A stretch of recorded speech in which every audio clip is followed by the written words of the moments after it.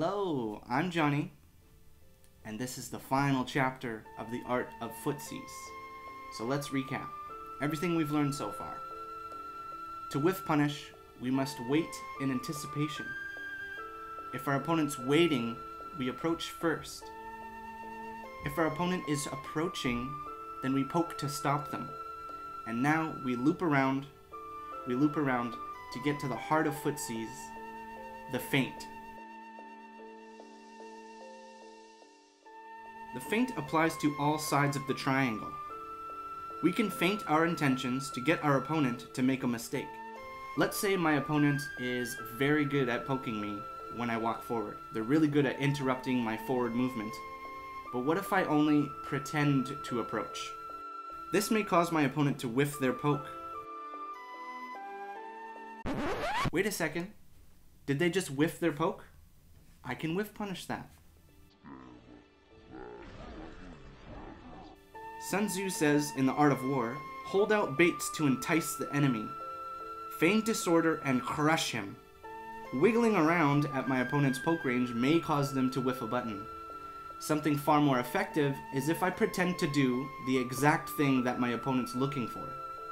Let's hear what legendary boxer Bernard Hopkins has to say about the feint. You know what I mean? But you don't do these things just to do them. What's the purpose of doing them? A guy just looking at you and he ain't reacting to it. You do fakes on certain fighters that you know that they react to it. And they might react to it about every time you do something, they doing this, and then, boom, you go. You know what I mean? Or then you just go without faking. But we know who to do it with and know who not to do it with. So Hopkins explains you know who to do it with and who not to do it with. So if you're not sure what your opponent has in mind, feint some intentions and they may reveal their hand. Then you can play with that gained knowledge. This can be very useful in a 2 out of 3 set, right? So feel out your opponent. Sun Tzu also says ruse him and learn the principle of his activity or inactivity. Now let's look how we can feint each side of the triangle. We now know that we can feint approaching and cause the opponent to whiff their poke. We're all familiar with the shimmy. This is just a shimmy for a poke instead of a throw. And this is why it's so common to be the definition of footsies. This is walking in and out of your opponent's poke range. But just don't overuse it. If we know our opponent is looking very closely for something, maybe we can trick their eyes. Let's say my opponent is looking to whiff punish a crouch medium kick. If I toss out a similar looking button like crouch light kick, their eyes might mistake it for a longer, slower button. Let's listen to Sajam explain this feint. Trying to bait him. The light kick is it's like a feint. Think about it like a jab in traditional combat sports, right? You're sticking out there, somebody sees it, they try to go and strike you back, and then you set them up for the counter hit, set them up for the whiff punish. Infiltration knows that Verloren is looking closely for Chun-Li's back or forward medium punch as a counter poke here.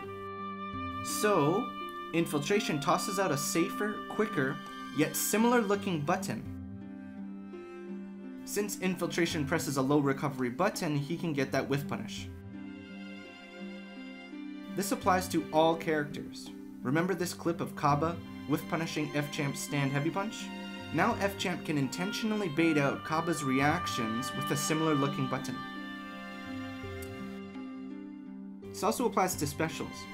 Guile's stand medium punch and throw look very similar to a sonic boom. Daigo feints his booms with intentions behind it. He's looking for the opponent to make a mistake, waste their meter, and inevitably make the opponent second guess their own eyes.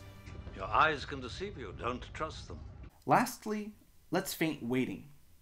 Sounds kind of tricky, hopefully I can articulate the way I think of it. Miyamoto Musashi from the Book of Five Rings says, when an opponent comes near you, you do not react but appear to be weak.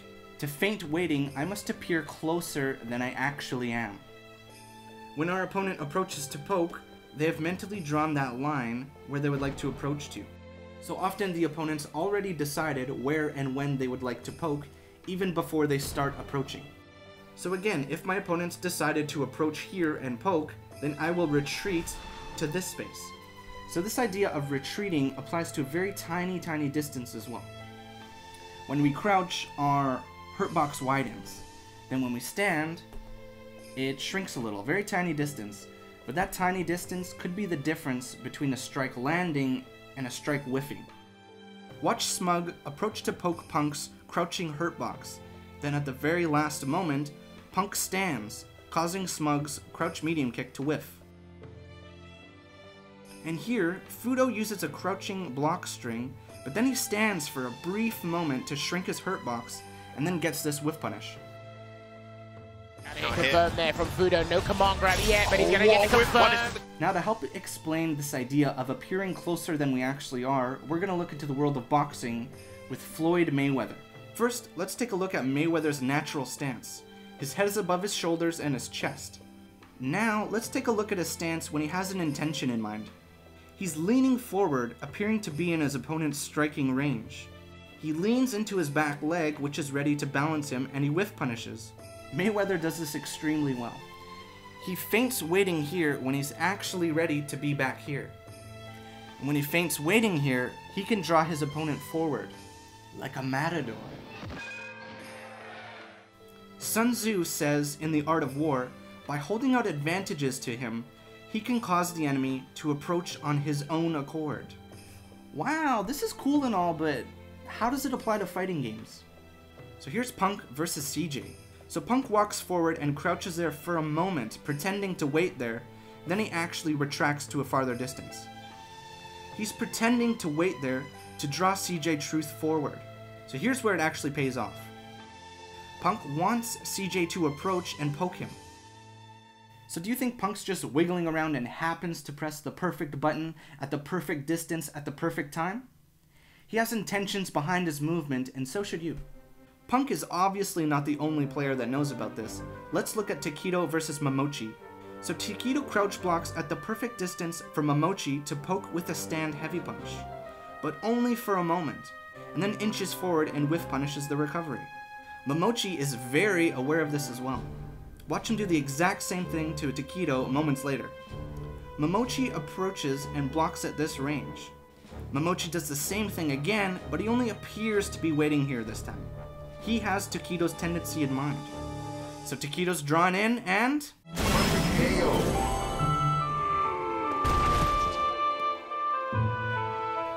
Well, that's my explanation of footsies right now. I hope it helped explain this very strange and obscure idea that we call footsies. I hope you found these videos helpful. These were made to help those who wanted to learn this kind of stuff and speed you along. So if you're looking to learn this stuff, maybe you can share these ideas with your sparring partner and work and learn about them together. I recommend that you revisit these ideas every once in a while, even as you grow as a player. And remember, don't be intimidated by learning this stuff. You can learn it. Just integrate it slowly into your game plan. The first 5 steps, right? So, I had an incredible time making these videos. I hope you found something useful in there somewhere. I'm Johnny, and thank you for watching The Art of Footsies.